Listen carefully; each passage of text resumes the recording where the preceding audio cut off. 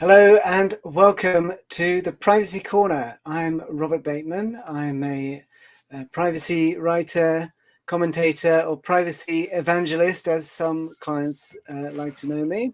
And in this weekly live stream, we look at the news developments in the world of data protection and privacy, and we go deep on one topic per week. Today is, of course, the fifth or perhaps the seventh anniversary of the GDPR. So I thought we'd have a look at some of the most important enforcement decisions over the past 5 years. And I'm joined today by Kerry Leaning, who, well, I'll let you introduce yourself, Kerry. Could you tell the audience a bit about who you are and what you do? Sure. Excuse me. My name is Kerry Leaning, and I am a data protection consultant and writer and general curmudgeon, I guess is the easiest way to say it, or as I have on here, frustrated DPO. I work for a company called Castlebridge, and then I write on my own.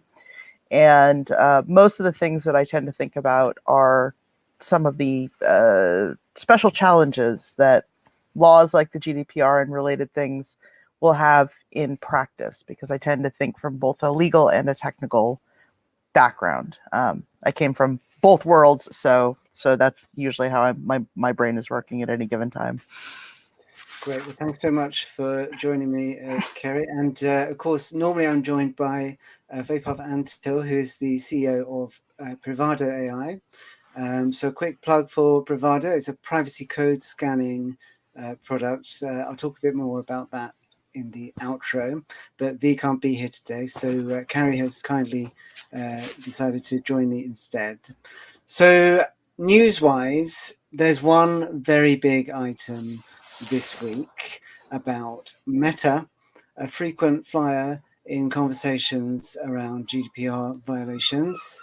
But this is a particularly significant decision, and it comes in quite an important week for data protection. So I'm not going to start with that, because I know Kerry in particular has a lot to say about it and has published an article recently setting out her strong views on the topic. First, let's have a look at some of the other stuff that you might not have been paying much attention to this week. There's a TikTok investigation by the Irish Data Protection Commission that has been referred, not unusually for the Irish Data Protection Commission, to the European Data Protection Board's dispute resolution process under Article 65 of the GDPR. So this started back in September 2021 and went to the EDPB a year later. So there seems to have been some irreconcilable disagreements between Ireland and the other member state regulators. And so they have to force Ireland's hand, is normally what happens in these cases, to make the decision that they think Ireland should be making. Some might not agree with that characterization of the cooperation and consistency mechanism, but there we are. So there's one thing I want to ask about this, Kerry, because it interests me. There's a tricky topic here. It's about children's privacy. And it seems that TikTok might have done two things wrong. The first is about data protection by design and by default for users under 18, public profiles by default. I think that's relatively straightforward. They either have to do that or they don't. The other one is verifying the ages of users under 13. Now, I'll just give my view quickly on this. I think this is really tough because regulators have not come out with any strong or consistent guidance on how companies are supposed to do this, because you can't do it, in my view, without some level of intrusion upon privacy of all users, however you're verifying ages. So what do you think? Is this a problem that we're going to get a straight answer to after this decision? Oh, that's a good one. It's worth pointing out that I think that there, as we're getting into a world with more privacy enhancing technologies, There are tools that can help do age verification or potentially do age verification in a way that is more privacy preserving. The big one being something like zero knowledge proofs, for example, which is a mechanism of verifying without necessarily requiring all the extra bits be sent in to do so. But it requires a lot. It requires a lot of insight. It requires a lot of skill to implement. And it's going to require a fair amount, I think, of knowledge on the part of the regulators to understand what the strengths and weaknesses of tools like these are, and to maybe work on developing a mechanism that, preserves data protection rights, preserves privacy by design, ensures that children are not giving up more information just to comply with so that the company can comply with the law in a meaningful way, and also being realistic as to what can and can't be done. Where we're at right now is not even close. The technology is still in kind of an infancy stage, although I have seen it working in practice. And the regulators are, to be blunt, let's just say, not particularly technically savvy in many cases. Now, some of them are trying. I know the DPC, for instance, has put out some efforts to try to get its folks more attuned to things like AI and to things like privacy enhancing technologies. But a lot of regulators are just not. And they're not. I don't even know if they're necessarily trying. And that's deeply frustrating to me. So this came up in the TikTok decision by the UK regulator, which finally got published last week. I think it was the week before. I think there's a bit of a ambiguity in the law as well, because of course there's this parental consent requirement, but it only applies when you're relying on consent, and you don't rely on consent for your terms of use. That's, we know that from another Meta case. So unless TikTok is doing something that does require consent of people under 13, I mean, I think it does rely on consent for its targeted ads. Yep. But I think there is I think the GDPR has a bit of a lack of clarity in the area, and also regulators are, well, I know in the TikTok UK decision there was a lot of content moderation stuff in there.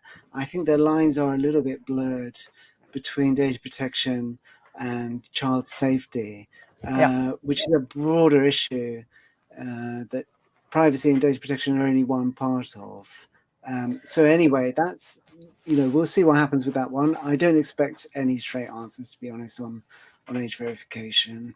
No, I think I think the assumption is they just assume companies will figure this out. I mean, they take the Max Schrems approach to problems, which is they're happy to tell people that they can't do something, but they're not as proactive about telling us how we can do it in a way that is going to protect individuals' rights and freedoms, and also balance those rights and freedoms where necessary.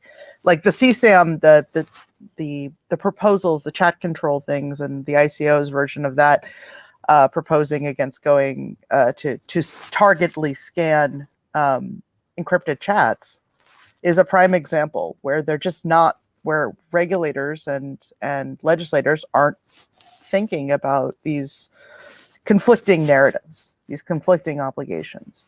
And so that is one of my most things that I get the most frustrated about, which is why I have frustrated DPO in my title, because they're just not thinking about what I like to call the fractal complexity of these problems. Well, that, I think, brings us on to the big news item of the week, which is the 1.2 billion euro fine against Meta. Now, I've mentioned the amount of the fine. It's time to forget that altogether, because the most important things about this decision are not the penalty. So Meta, just a brief, very brief primer on this.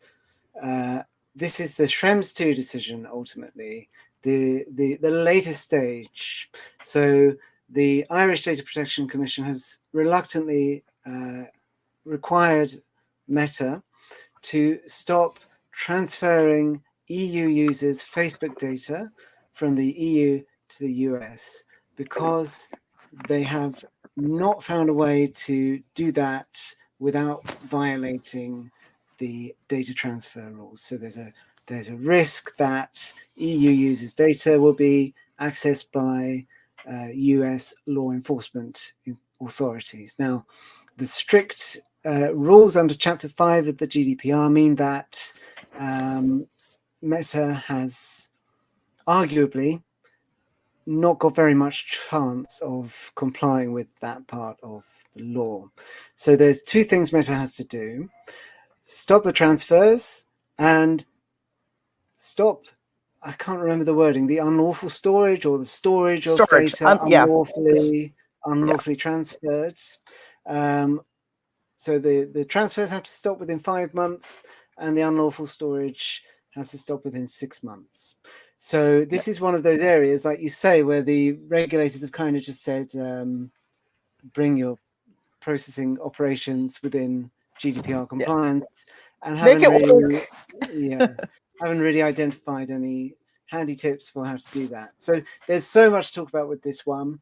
Let's start with the question of whether, I want to ask you this, Kerry, and also, by the way, Kerry has written a great article about this, as I mentioned. I think the team is going to share that in the chat.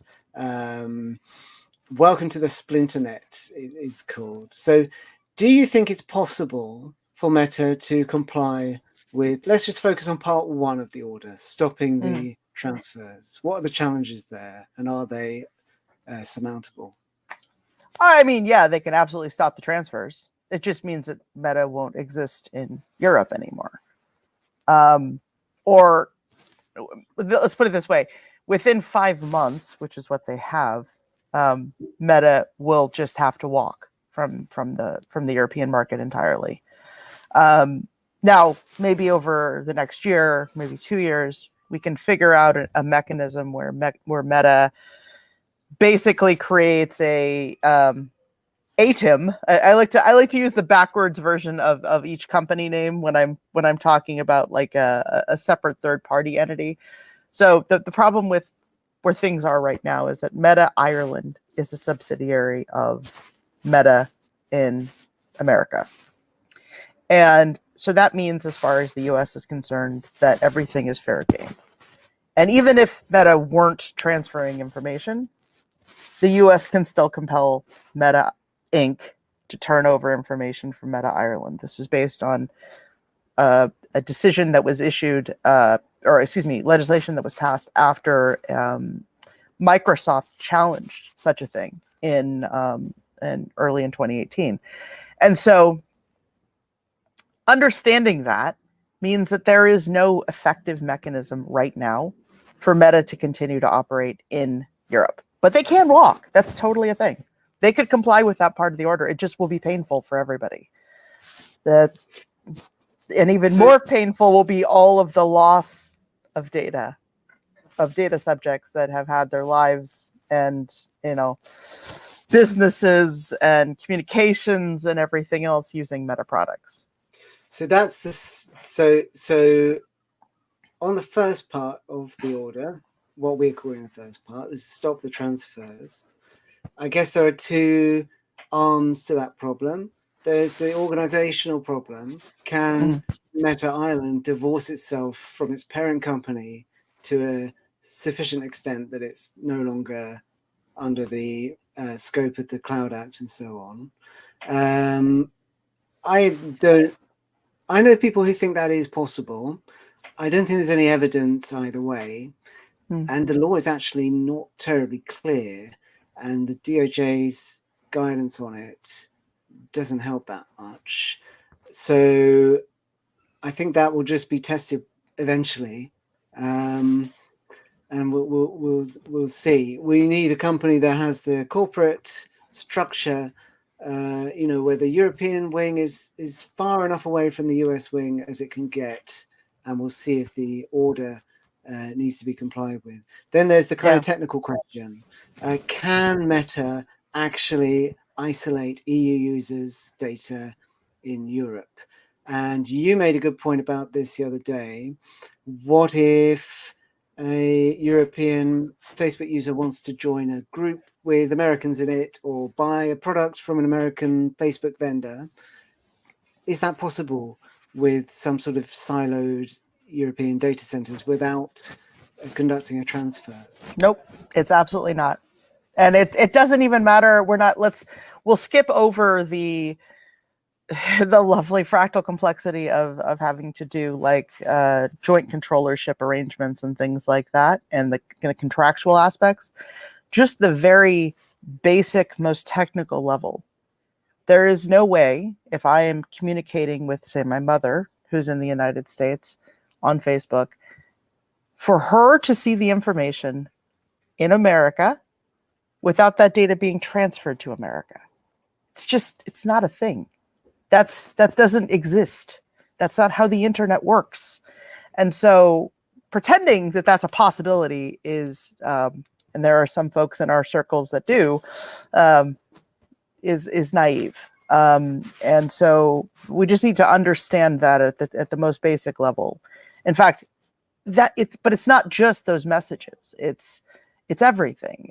It's any of the technical support. It's any of the, IP addresses. It's logs. It's everything that Facebook has that might get sent to the United States. Microsoft got dinged for this with telemetry data, for instance, by the Dutch DPAs.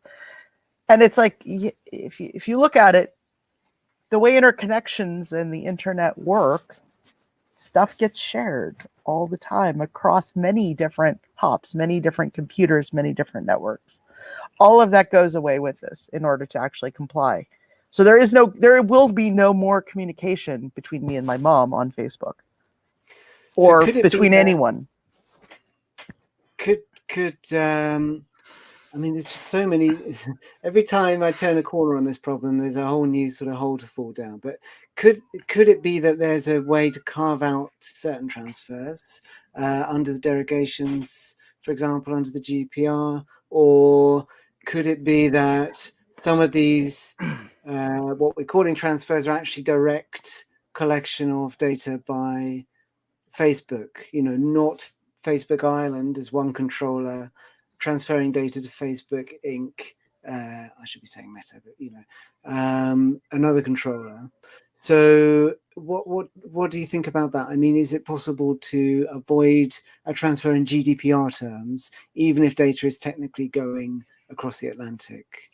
Yeah, I mean, I think that definitely is a thing. And obviously, if I am conversing just with Facebook, Meta Inc., directly as a data subject, I don't, under Article 3, I don't have these obligations. I don't have to worry about, I'm not acting as a controller of my data. I'm just directly communicating with Facebook. And then the other issues come into play, but that's its own deal. The concerns, though, are around those groups, or around those, any kind of connected systems, any kind of business that you're transacting with. Because at that point, the business itself is a controller, or the group is a controller. We have those lovely, Workshop Academy and Fashion ID cases to remind us all that even in those situations, we have a joint control arrangement, which means that there is going to be a transfer.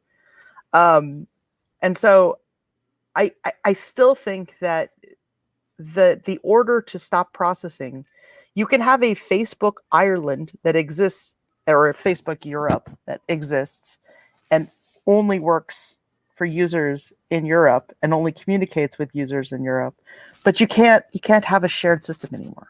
It's not going to work. So we had a comment, which I think is fair enough. There seems to be a whole business model issue with Meta/Facebook too. If reports are true, as arguably evidenced by what appears to have been a lawful basis roulette issue. So I want to stay on this for just a moment. I don't think we're going to talk about any other decisions, are we? We're going to stick on We're not. I knew we were. It's fine. So that's right. I think that Meta, of course, has done its best to avoid GDPR compliance in several areas where it could have complied. I do find it hard to condemn Meta in this particular case. I confess that. One thing I will say is that they could have at least given an appearance of investing in European. I mean, they are opening data centers over here, but they don't seem to have a plan for when this was eventually going to come crashing down on them, which everyone knew it was. But when it comes to this particular issue, I think that we have to realize how many companies are implicated. You know, LinkedIn, which we're using right now, pretty much everyone. You know, I won't list them all for defamation reasons, if nothing else. But there's any American electronic communication service provider and any European company working with them, you know, that is an issue. Then it's not going to be enforced against all of them. But if it were, I think we'd have planes falling out of the sky, to be quite honest. You know, it's so integral to, it's just become so integral to society that the magic button enforcement of the whole thing would cause a lot of chaos. So I think that, you know, I'm not shy of criticizing Meta, but in this particular case, it really isn't about them, I don't think. I like to say that I think everybody sucks here is what I basically have started to say is, you know, there were no angels in this whole debate. Max Schrems by definition is not, but also, you know, the Court of Justice's ruling complicates things. The European Data Protection Board privacy absolutism complicates things because they're not thinking of follow-on and knock-on effects. Facebook absolutely sucks. Don't get me wrong. Like, I worked there for 1.5 years and I left in disgust because it was, they were flagrant about not complying. And so but it goes back to the idea of bad cases make bad laws. And that still has profound knock-on effects for everyone else. And so Facebook can be terrible and you can hate Facebook, but you can still find that the end result here is going to be unsatisfactory and deeply problematic for plenty of other entities that aren't Facebook or Google or Amazon or Apple or big tech. So the end result, of course, might be nothing happens because of the new EU-US data privacy framework. That could, I mean, I think it should be done by then.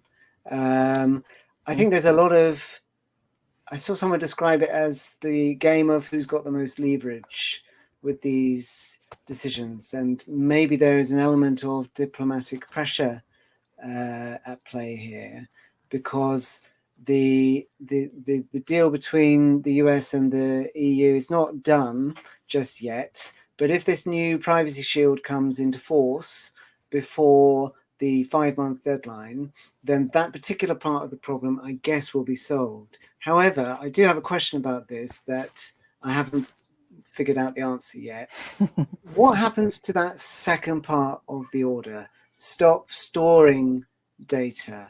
If the EU US data privacy framework comes into effect, does that problem go away or just the transfers problem? Because that data that's kind of a retroactive order, isn't it? Right. I think someone, I don't remember if this was, I don't remember which one of my esteemed colleagues said this. I think it might have been, I know it was on the IAPP chat, but I think the fact that the new law would come into effect would effectively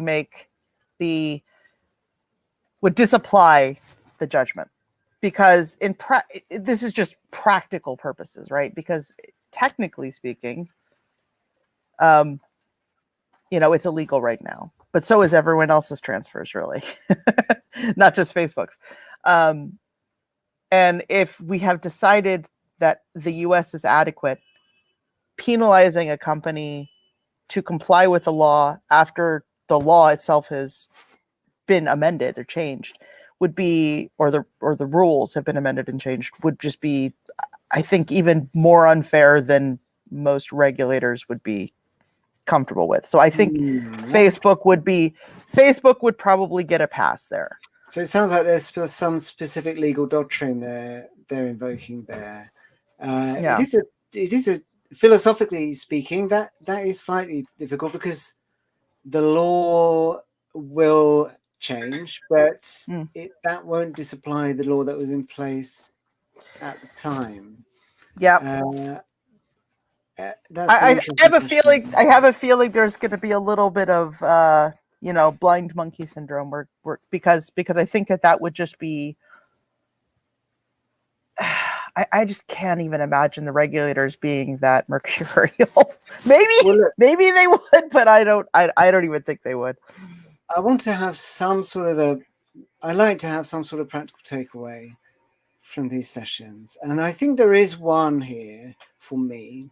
I think I had overstated the extent to which localized storage of data doesn't factor in when it comes to transfers. There was a lot of stuff in the decision about, the actual physical location of data, which is a bit of an anachronism, really. I mean, it's not like these are paper files they're shipping back and forth over the Atlantic, but it does seem that the physical location of servers is more of a factor, I think, than I had given it credit for. So for a company that really wants to do this right, I mean, do you think it is?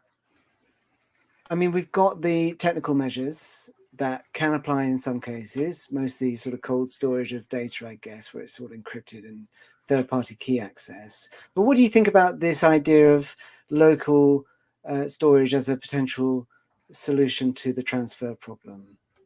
I think it doesn't solve anything. I think it misunderstands, again, how the internet works and how copies work, what processing is. Because remember, it's not as if the storage itself is the salient thing necessarily. I mean, the order in the Facebook case does absolutely say you need to get rid of the stored data as well, but that's just because that stored data from July 2020 on violates the transfer rules, right? It's being processed unlawfully. So the fact that Ireland is the main data center doesn't change the transfer problem. So long as anything gets back to Facebook, to Meta Inc., it's game over. And there's no mechanisms of technology, really, and certainly not technology at scale, that will allow for Meta to do even in most cases, basic processing without sharing information. And we've decided that everything is personal information, basically. IP addresses are personal information, inferred characteristics, metadata, all of this stuff is personal data, right? So you can't do the thing. You can't. It doesn't scale yet. There's one other dimension to the problem that I just want to raise in the last couple of minutes. In the UK here, Meta switched the main controller that UK users are contracting with from Meta Ireland to Meta Inc. in the US. Mm-hmm. Now, under that arrangement, I don't think that, this is all, it all sounds quite silly when you say it out loud, but I don't think there's a transfer taking place because the data is going directly from the user to the controller in the US. Now, of course, that makes the actual situation for people's rights worse, if anything. But I think that is a more legally compliant situation for Meta, actually, because it's a direct transfer, or the bulk of the transfers will be directly from the user to the controller rather than from the user to the Irish controller over to the American controller. So if we put aside the fact that obviously that's ridiculous, because the whole point is to stop the data being accessed by the NSA, then that doesn't help. I mean, is there some, why hasn't Meta done that with why does it even have a European company establishment? Why not just make everything come from the US entity directly from the consumer or the data subject? Well, I mean, they have they have an EU entity for a couple of reasons. One, if they don't have the EU entity, especially after the Article 27 case that happened recently, they get sued by every regulator in existence in the EU. So that sucks. And then the other reason, of course, is for tax avoidance purposes. But that's that's a conversation for another day. Tax management. So the so in other words, it's better to break the law in front of Ireland than to comply with the law in front of every other EU member state regulator. Or to break the law in front of every other EU member state regulator, and let's be honest, that's what was going to happen. To break the law in other ways, I guess. Yeah. Okay. Well, look, I don't think on this particular, I think if I were Meta, I would feel, with regard to the contract consent case, the other huge Meta story that we haven't talked about, that took place a couple of months ago, I think that the answer was pretty clear there. Not the answer that Meta would have liked, but there was a clear compliance solution. With this one, I do think that they are taking the fall for a problem that is completely, well, partly out of their control and is being done by many, many people. I know people have been making fun of their press release for saying, oh, you know, everyone else is doing it. But I mean, there really is a point there. Everyone else is doing this. And people don't really have to worry too much because, you know, of course, not everybody is doing it. But I mean, the regulators are doing it, so... The European Court of Justice, indeed, has been sanctioned for doing it by the European Data Protection Supervisor because of the use of, I can't remember. So Microsoft, I think? No, or it was, Citrix. Anyway, look, thank you so much, Kerry. Please do have a look at Kerry's newsletter. There is an absolute beast of an article about this, and I haven't finished it yet, but it's really deep and provocative and interesting. So do check that out. And a big thanks, of course, to Privado AI, who bring us this session. We're going to have a week off next week. My newsletter will still be coming out that I write with Privado. Please subscribe to that. There should be a link in the comments. I put a lot of work into that and find some really interesting stories every week, trying to put things that aren't being talked about quite as much as this Meta decision. So Privado, as a reminder, is a developer-friendly privacy platform that helps enterprises bridge the privacy engineering gap. They do privacy code scanning, which is a good example, I think, of the use of technology rather than this kind of paperwork side of data protection. So do check them out. They're a great company if you're developing an app or a piece of software in particular. Kerry, thank you again so much for joining me. It's been great to chat to you about this. And I'll see everyone in a couple of weeks for our next session. Thanks, Robert.